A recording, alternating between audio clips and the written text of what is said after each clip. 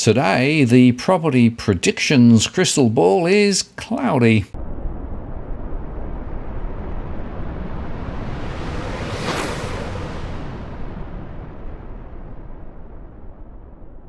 Hello again, it's Martin North from Digital Finance Analytics. Welcome to this post covering finance and property news with a distinctively Australian flavour.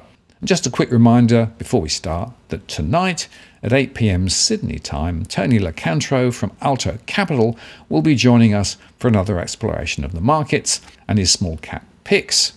And you can join us live and ask a question via the YouTube chat. So mark your diaries, 8 p.m. Sydney tonight. I look forward to seeing you then. Well, let's first look at the latest from CoreLogic, who have released their full dwelling value results for December.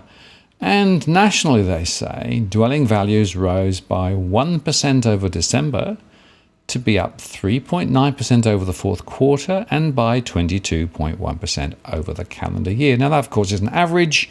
Houses and apartments perform differently, and also different parts of the country perform differently. Australia's regions led the price growth, growing 2.2% over the month, by 6.4% over the fourth quarter, and by 25.9% over the year. By comparison, though, Australia's combined capital cities grew by just 0.6% over December to be up 3.1% over the fourth quarter and by 21% over the year on year. And interestingly, the quarterly price growth has re-accelerated across the regions because regional markets are seeing renewed momentum in the pace of value growth since March 2020. Housing values across regional Australia are up 32% compared to the 20% lift in value seen across the combined capital cities. The quarterly price growth in regional values rebounded through December, in contrast to slower momentum across the major capital city markets. Regional dwelling values were up 6.4% in the 3 months to December, compared to 5.1% recorded in the September quarter. This potentially reflects a new wave of demand as buyers exited the extended lockdowns in Sydney and Melbourne. And certainly we're seeing that locally in this area, south of Sydney, where a lot of interest from Sydney and surrounding areas is driving local property prices strongly higher. Inventory is low across regional Australia, with advertised stock levels finishing the year 35.9% below the 5-year average. This compares to combined capital cities seeing stock 14.2% below the 5-year average, and it's most likely the regional markets, especially those with lifestyle appeal, will continue to benefit from higher demand as remote working policies are more normalised and demand for holiday homes remains strong amid continued international border restrictions. But as interest rates begin to bottom out and affordability constraints extend to regional markets, these housing markets may also move into a downswing. A strong divergence has also risen across the major capitals, with Brisbane and Adelaide experiencing their strongest growth over the pandemic, while the other major capitals have moved much more slowly. And a two-speed market is emerging across the state capitals. While the pace of capital gains has been easing in Sydney, Melbourne and Perth, conditions across Brisbane and Adelaide have gathered momentum. And this is really the point, that you have to look granularly at what's going on. The slowing trend in Sydney and Melbourne can be explained by a bigger deposit hurdle caused by higher house prices alongside low income growth, as well as a recent surge in advertised inventory levels and weak demographic trends. Slower conditions across the Perth housing market may be more attributable to the disruption to interstate migration caused by extended closed state borders, which has had a negative impact on housing demand. In contrast, in Brisbane and Adelaide, housing affordability is less challenging, advertised stock levels remain remarkably low, and demographic trends continue to support housing demand. There's something like 50,000 people moving from Melbourne and Sydney up to Queensland, putting significant upward pressure there. So it's going to be an interesting question of what happens ahead, and that, of course, is where the crystal ball is very cloudy. But it is really hard to try and understand how this is going to play out, particularly as Brisbane is going to be inundated with cashed-up buyers from Sydney and Melbourne, but in other places, particularly investment sectors and particularly high-rise, maybe not so much, particularly if the borders remain closed thanks to the latest rounds of COVID and, of course, tighter lending restrictions. So the question is then, what is the outlook? And that's when things get really interesting. Well, some economists have said a house price correction is on the cards in Australia, echoing forecasts from the Big Four banks. A research note from Natixis economists, including the firm's chief economist for Asia Pacific and also the Japan Pacific economist, have predicted Australia's surging house prices might be heading towards a reversal after reaching the highest historical levels in November. It noted the froth in the local market, measured by the gap between housing price increases and disposable income growth, has accelerated to 24.6% in the third quarter of 2021. Demand supply has also tightened, with the nation's vacancy rate falling to 1.6% in October. That's the lowest level since 2011. But they noted the conditions that had underpinned the strong performance of the housing market are shifting, with the tight demand-supply condition expected to deteriorate. Private housing construction approvals had surged off the back of the Reserve Bank's policies to maintain low interest rates with yield curve control and quantitative easing. But as building work is set to complete, the vacancy rate could rise unless demand matches the increasing supply. With accelerating housing approvals, supply is bound to increase, the report explained. Furthermore, demand will probably not follow up, as housing debt has risen to historically high levels of 140% of income. Wages have stagnated over the past decade, while housing debt has remained close to a historically high level of 140% of disposable income, they noted. Further, the pandemic had squeezed population growth, with the Omicron variant anticipated to keep tight border controls in place. Foreign demand has been on a downward trend since the Foreign Investment Review Board restricted investments from overseas in 2015, they said.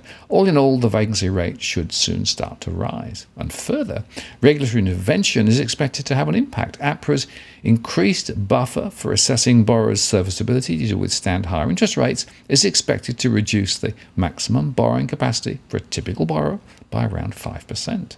And they said that the Reserve Bank will still be cautious and will start lifting the cash rate in the second half of 2023, despite others projecting a rise as soon as this year. Even with a rather slow exit of the currently very lax monetary stance, an increasing vacancy rate in the near future could lead the way to a market correction, their research notes said. Eventually, with wage growth remaining structurally weak, a high interest rate could destabilise the housing market. And certainly the Big Four banks economists and real estate industry players have forecast the market won't replicate the same pricing frenzy that we saw in 2021, with prices still expected to increase, but just at a slower rate. The chair of industry body Property Investment Professionals explained there are a number of reasons property prices will deaccelerate. The supply of houses for sale will increase as lockdowns have been lifted and restrictions on interstate travel have been eased, they wrote in the 2022 Bricks and Mortar Media Property Forecast Report. Banks will lift their lending rates and or assessment rates, which means less people will be able to borrow money to buy property. This is in addition to the RBA lifting or threatening to lift the cash rate in 2022. In 2021, property prices hit annual growth rates of 20.6% for the 12 months to November, based on CoreLogic data. For houses alone, prices were 22.2% higher over the year to November, adding around $126,700 to the median value of an Australian home. But a shift in population as migration between capital cities and regional areas continues is expected to keep pushing property prices and rents up. Further, the international borders are set to open, with overseas migrants and international students set to return. Demand for property will increase significantly, initially putting pressure on rents, but this will flow on to property prices, he said. However, there has already been a softening in price movements, with November seeing a 1.3% rise in house price values. That's the smallest incline recorded by CoreLogic since January. The big four banks have projected that there will be a rapid slowdown in 2022 before an eventual correction in 2023. ANZ has tipped that there will be a national price fall of 4% in 2023 to follow a 6% rise in 2022. CBA modelling has pointed to a 10% fall in 2023 to coincide with a cash rate to 1.25%.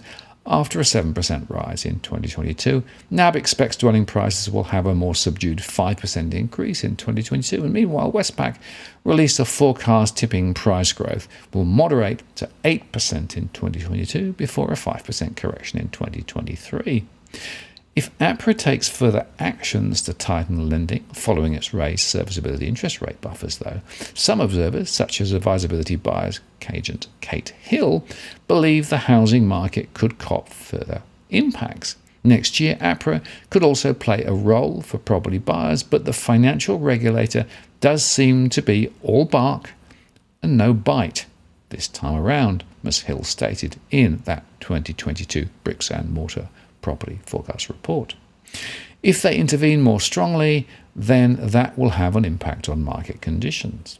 SQM Research forecasts no further actions from APRA would result in a stronger property price rise, projecting a 3 to 8% uptick in 2022 instead of a maximum increase of 5%. If the regulator did take action, the property research firm has projected that the resulting price falls will be led by Sydney and Melbourne, after their markets were the most affected by APRA intervention in 2017. The reopening of international borders and the return of international students and international skilled labour to cities are expected to drive a stronger demand for apartments. Buyers Domain principal Nick Viner commented investors will be looking towards vacant apartments that have not been used during the pandemic, particularly in university areas. Investors will be returning to the market take advantage of these new trends, he said. He was echoed by Grant Foley, buyer's agent from Grant Foley Property, who wrote, if international borders open as planned, vacancy rates will fall and rents will rise, making the Sydney unit market even more attractive to investors, with many high-income Sydney professionals and top-tier corporates traditionally preferring to invest in their own backyard. New housing loans for investors reached $9.7 billion in October. That's the highest level since April 2015, when the segment reached a $10 billion peak. But Ben Kingsley, chair of Property Investors Council Australia, has warned APRA's next steps could affect investors, particularly after its serviceability buffer rate rise was expected to hit the segment harder than owner-occupiers. It's clear APRA's agenda on the risk in the investor lending space has a flow-on impact to banks and ultimately the consumer in high interest rates for investor loans, Kingsley stated in the Bricks and Mortar report. This could have some lasting effects on property investor demand levels, or at least keep them in check. Some have predicted the pandemic-forced trend of working remotely to be a permanent shift. Foley, for example, said that the anticipated COVID-induced change will see migration out of capital cities continuing as employees gain flexibility in their working arrangements. I don't believe we've reached peak relocation at this stage, so I expect aspirational and regional lifestyle markets will continue to outperform for some time yet. However, others, such as Marcus Roberts, founder of Brighter Finance, expects the COVID-induced sea and tree change to slow down. He believes people will move into suburbs closer to the city as they start moving back to working from the office. When it comes to investment properties, though, the trend we're expecting to see is more investors purchasing properties outside of Sydney, in Western Sydney, regional areas, and also Queensland, he said. A few inside the property industry have tipped that Brisbane and its surrounding regions in southeast Queensland will continue their uptick in price growth, though. Streamline Property Buyers Managing Director Melinda Jennison believes that after the state border reopened in mid-December, more interstate migrants will add to the already heightened demand in the Sunshine State's capital. The reopening of international borders is also expected to add further pressure. Brisbane property price growth is leading the nation, and we expect this may continue in the months ahead, she wrote in that same report. Mr. Foley, buyer's agent from Grant Foley Properties, suggested prices in Brisbane will rise by a further 10 to 15% in 2022, fuelled by interstate migration and investor activity, in contrast to his moderate prediction for a 5 to 10% rise in Sydney. The Brisbane market could slow at some stage next year if prices stretched to a level where affordability became a concern, and if there were further constrictions on lending or rises in fixed interest rates. But Ms. Jennison has said there is still no sign of that yet. We expect regulatory changes or a rate rise to have less of an impact on the Brisbane market due to it being more affordable relative to the larger cities of Sydney and Melbourne. With listings currently 33.9% lower across Brisbane in the 4-week period to 28th of November compared to the 5-year average, there is clearly a shortage of properties for the heightened demand we have been experiencing through the city. At this stage, we are seeing no signs of this, a substantial rise in listing volumes, but it is an indicator to keep an eye on in the early months of 2022. And finally, we'll just look at some of the latest data. So the Reserve Bank released the financial aggregates to November 2021 on the 23rd of December 2021. And it showed that in the month of November, total credit rose 0.9%, housing was up 0.7%, personal lending was up 0.6%, and business credit was up 1.6%. And that gave 12-month growth levels of 6.6% for total credit, 7.1% for housing, a fall of 3.5% over 12 months for personal borrowing, and a rise of 7.3% for business, with the broad money supply up 8.3%. So let's look at the monthly data. Now this, of course, is always very noisy data, so we must be careful about interpretation of the data, but it shows that housing was up 0.68% over last month. That's the total balances outstanding. That owner occupation growth grew by 0.8%, while investment lending grew by 0.42%. So in fact, there was a bit of a tick up. It'll be interesting to see whether the APRA data and the new lending data from the ABS shows the same story. Personal lending was up 0.61%. There has been a bit of a rise in personal credit. Some of that could be explained by the sales in November, the reopening, and of course people preparing for Christmas. And business lending was strongly up as well, at 1.55%.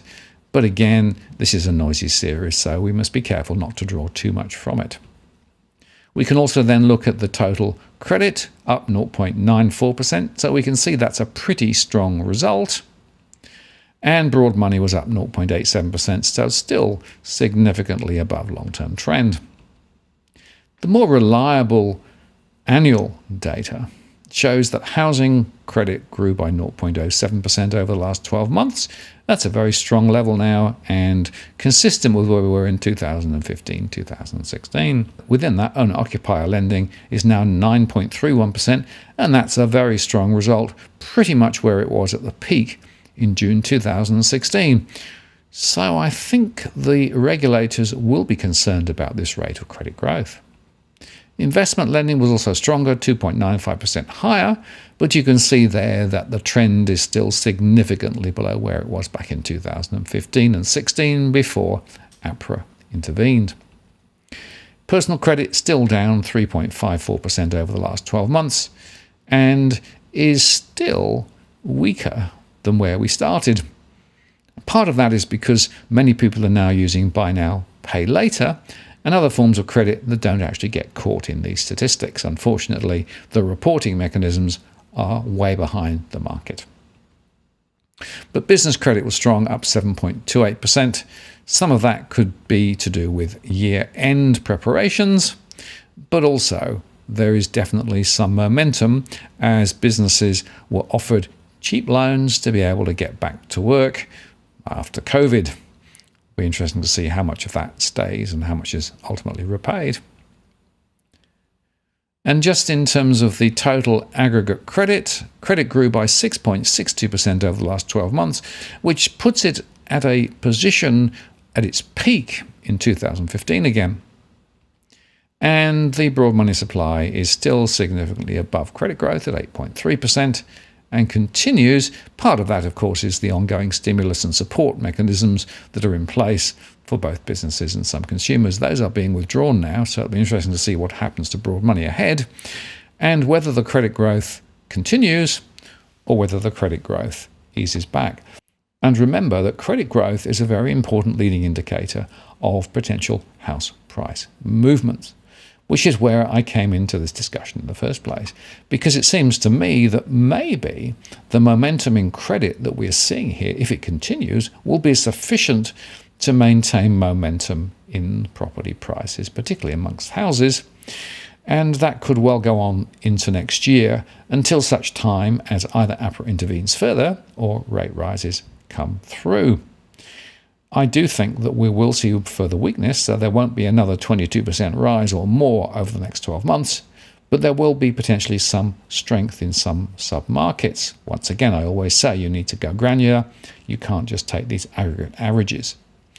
But I have to say, looking out over 2023 and beyond, that's when I think things get very wobbly, and we would expect to see potentially some sliding of prices then.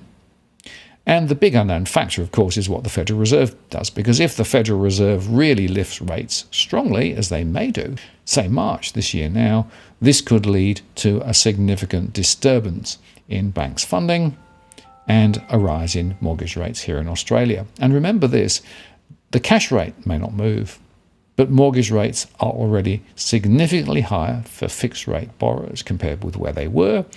And a lot more people now are on variable rate loans, which means they are exposed if, in fact, banks have to put the rates up because the costs of funds are likely to rise. That, for me, is the other factor that a lot of people are not taking account of. Now, in addition, of course, APRA has released their monthly authorised deposit-taking institution statistics to the end of November. And once again, we see a slight increase in the momentum of credit. Bearing in mind, of course, that house prices, I think, hit their peak in November. Not surprising, perhaps, that credit was also quite strong. Question is, where does it go next? But if we look at the credit statistics in more detail, we'll be able to get a sense of what has been going on, at least up till the end of November. Again, bearing in mind, this is the gross outstanding balances at the banks. In other words, it's new loans, less loans repaid and refinanced, and existing balances. The ABS data will tell us about new loans.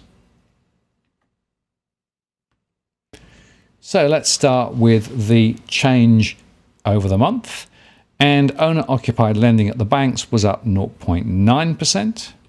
For investment lending was up 0.3%, and that gave us a 0.69% total lift in balances at the banks. Now, looking at the total, the loans outstanding rose again to $1.913 trillion. We'll be close to $2 trillion before you know it. And within that, owner-occupied lending was rising faster compared with investment lending.